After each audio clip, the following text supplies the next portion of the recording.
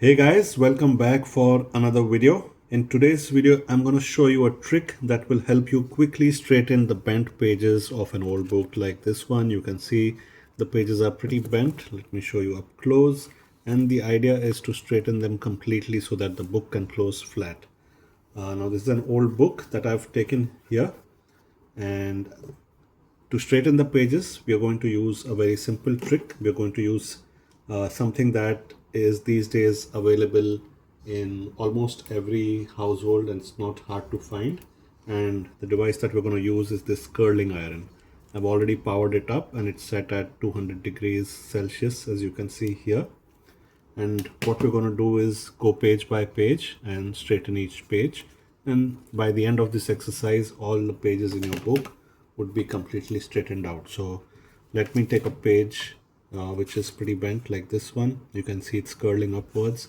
All I'm going to do is slide it through the curling iron, and you can see how it straightens up instantly in one go.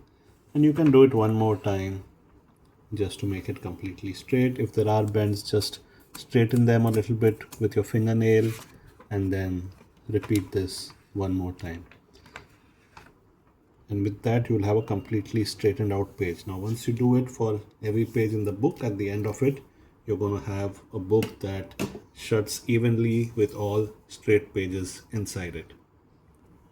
Now once I complete this activity, I'm going to of course get this book hardbound to restore the cover that's torn. There's nothing I can do about it at home, but it would look almost like a new or a well-maintained book at the end of this activity. Now once you've straightened up all the pages, maybe for a few hours, you can keep this book under a heavy object like a mattress or anything that you have available at home, so that the book, after the pages are straightened, they completely take that shape and they don't lose it again. So that's how easy it is to straighten bent pages of your book. Let me know your experience of trying this tip in the comments. Do subscribe to the channel and thank you for watching.